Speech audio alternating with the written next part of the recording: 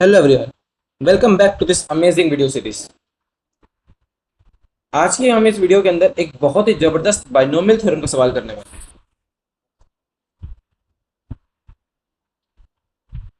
हाँ जी, binomial theorem का। तो सवाल कहता क्या है? टुक टुक, तुम्हें याद होगा, came to Mr. Math taking a question which looked monstrous to him, but Mr. Math had a solution to this monster. If the monster inverts Sn equal to nc1 minus 1 plus 1 by 2 nc2 plus 1 plus 1 by 2 plus 1 by 3 nc3 up to n for n belonging to natural number, then find this limit. Okay. Firstly, looking over Sn के अंदर है क्या क्या? Basically एक तो कुछ N choose are का part है, और एन चूज आर की मल्टीप्लीकेशन एक तो अल्टरनेटिव प्लस माइनस के साथ है और एक हार्मोनिक सीरीज के साथ है। वाओ, इंटरेस्टिंग है ये तो। ठीक है, तो शुरू करते हैं क्वेश्चन को। सबसे पहले तो उस क्वेश्चन में जनरल टर्म लिख लेते हैं। जो ये सीक्वेंस है, सीक्वेंस की जनरल टर्म लिखते हैं, क्योंकि हमें सिग्मा निकालना है। सिग्मा निकालने के लिए सबसे बेसिक स्टेप होता है उसकी जनरल टर्म लिखना। तो हम जनरल टर्म से शुरू करते हैं। जनरल टर्म तो सिंपली ये आ जाएगी हमारे पास, t k equal to minus one raise to power के plus one whole into one plus one by two plus one by three up to one by k into n choose k. Okay, अब हम क्या करते हैं, जो ये वाली चीज लिखी हुई है, ये जो सम लिखा हुआ है, हम इस सम को सिग्मा में कन्वर्ट कर देते हैं, क्योंकि इसकी general term one by R है। हम जनरल टर्म के अंदर जनरल टर्म का सीक्वेंस लिखेंगे, ठीक है ना। तो हमने इसको sigma R R run from one to K one over R लिख दिया। ठीक है, इतना यहाँ तक तो ठीक था। अब हम करने वाले एक बहुत ही जबरदस्त चीज, जो कि मैं चाहूंगा आप लोग याद कर लो। आगे आपको ऐसे ऐसे बहुत सवाल मिलेंगे जहां पे आपको ये चीज करके आपका सवाल सोल्व हो रहा होगा। अच्छा, तो हम कर क्या रहे हैं? हम जानते हैं कि इंटीग्रल जीरो से वन एक्स पर N D X one over N plus one होता है। अच्छा, तो अगर हम एन प्लस वन की जगह आर डाल दे तो क्या वन बाय आर बन जाएगा? बन जाएगा।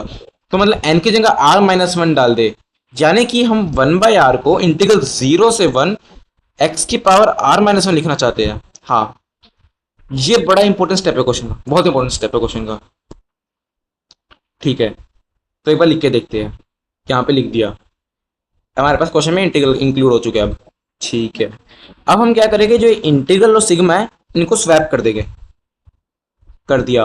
और जो माइनस वन जो बाहर दिख रहा है, माइनस वन के पर के प्लस वन, और जो ये एन चूज आर बाहर दिख रहा है, इनको भी अंदर ले आएंगे।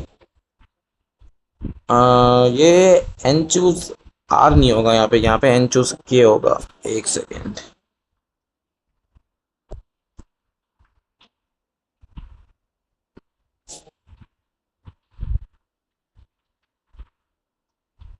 हाँ ठीक है, तो ये एन चूज के आ गया।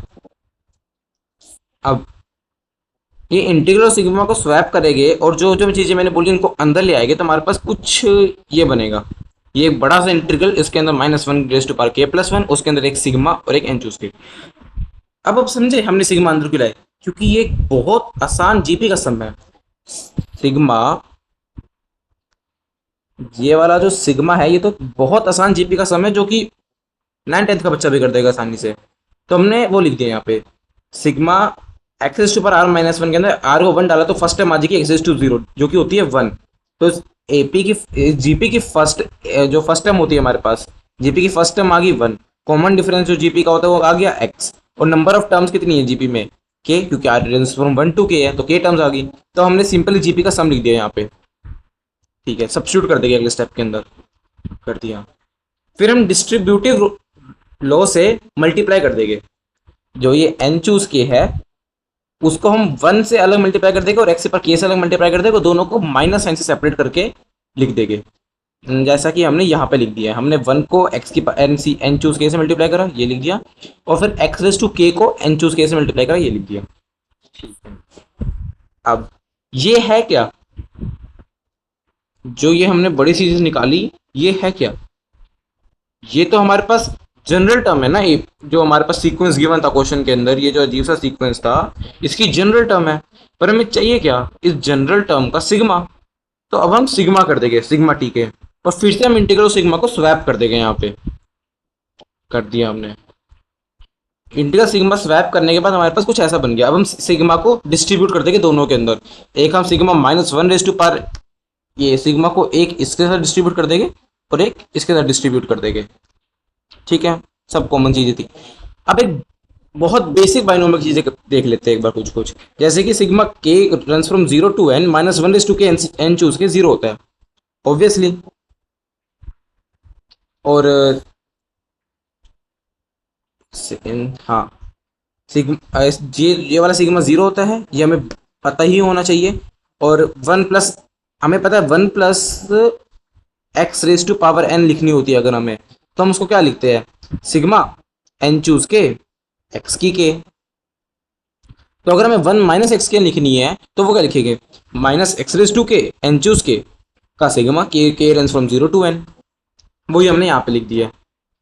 और एक बहुत बेसिक चीज जो मुझे लगता है नहीं बताने की जरूरत है, स्टिल एक बार बता देते हैं कि अगर हमें k की वैल्यू 1 से n तक शुरू हो रही है, हमें एक सिग्मा निकालना है, तो हम उसको k की वैल्यू 0 से n तक कर सकते हैं। और उसमें जो अल्फा नोट है, यानी कि जो अल्फा 0 वाली टर्म है, हम उसको घटा दे तो हमारे पास sigma k runs from 1 to n आ जाएगा। ऐसे ये कोई बताने की चीज़ नहीं थी, स्टिल मैंने एक बार ये अगर कुछ भी डाउट हो उसके लिए लिख दिया है।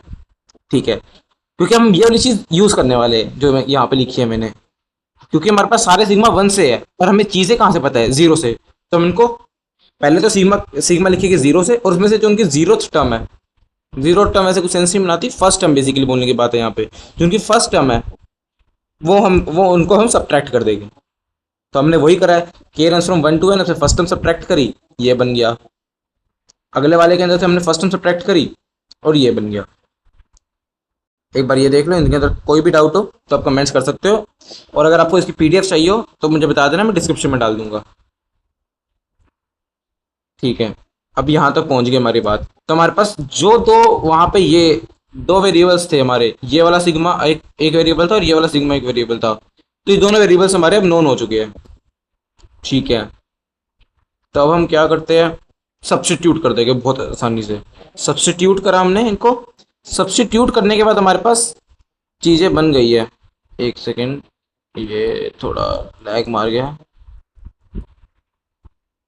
हाँ, इनको हमने सब्स्टिट्यूट कर दिया। सब्स्टिट्यूट करेंगे तो 1 से 1 कट जाएगा, जो यहाँ पे 1 लिखा हुआ है ये 1 इस 1 से कट जाएगा, तो हमारे पास बचेगा क्या, 1 - x⁻n - 1, क्योंकि एक नीचे भी 1 - x है। और ये तो बहुत आसान इंटीग्रल है, इसकी वैल्यू तो 1/n ही होती है। तो हमने बहुत आसानी से एक बहुत ही ज़बरदस्त क्वेश्चन सोल्व कर दिया। पर क्वेश्चन यहाँ ख़त्म नहीं होता है। क्वेश्चन ने हमसे एक लिमिट की मांग की है। कौन सी लिमिट है, मैंने नीचे भी लिखी हुई है वो चीज़। हाँ, ये limit n tend to infinity n/n+1 into greatest integer function and then fractional part function -sn -sn+1 -sn+2 up to -s2n, और फिर फ्रैक्शनल पार्ट खत्म होने के बाद +9/10, और फिर ग्रेटेस्ट इंटीजर फंक्शन बंद कर दिया है। ठीक है, तो अगर Sn की वैल्यू n1/n आ चुकी है हमारे पास, ये हमारा Sn है, इसकी वैल्यू हमारे पास 1/n आ चुकी है, तो s(n+1) क्या होगा, 1/n+1। तो पहले एक बार ये वाली चीज़ निकाल लेते हैं, जो ये Sn है, ये Sn प्लस Sn+1 Sn+2 ये सब ये निकाल लेते हैं।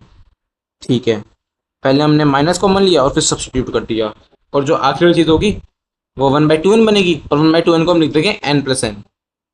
ये तो बड़ा फेमस सा क्वेश्चन है ना, जो कि रीमान सम जब पढ़ाते हैं बच्चों को तो उसके अंदर कराते हैं। ये तो वही बेसिक क्वेश्चन है जो रीमान सम की शुरुआत के अंदर बच्चों को पढ़ाते हैं। तो इसको भी हम वैसे रीमान सम से करेंगे। नीचे वाली चीज़ को हम लिख लेंगे, limit n tend to infinity sigma r equal to 0 से n 1/n+r, और फिर नीचे से n को मान लेके हम बिल्कुल बेसिक जो रीमान सम होती है हम वो यूज़ कर लेंगे। उसको यूज़ करने पे हमारे पास एक इंटीग्रल बनेगा। तो हमारे पास जो ये Sn+1 अप टू S2n था, इसकी वैल्यू -ln2 होगी।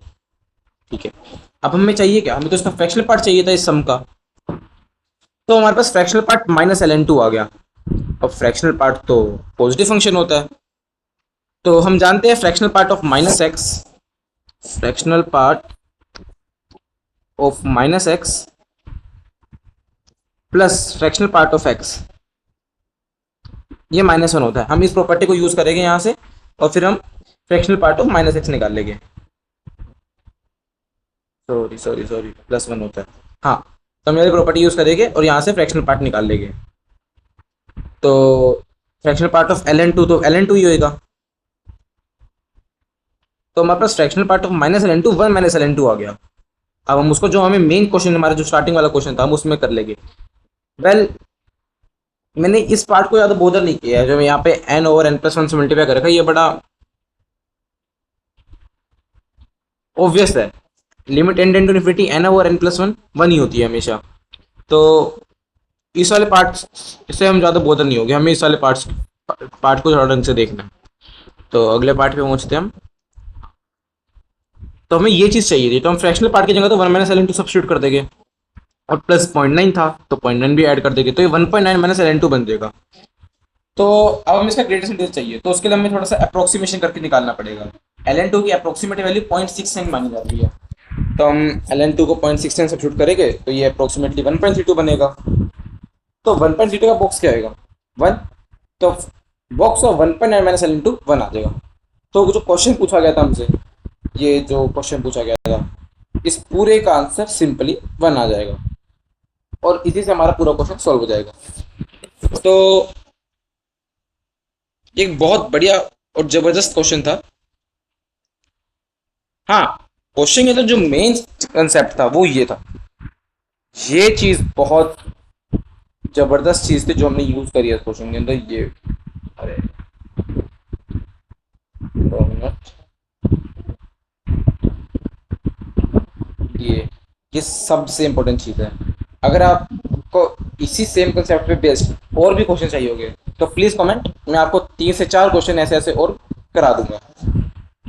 Well, hope you like the video, please like and subscribe. मिलते हैं अगली वीडियो के अंदर।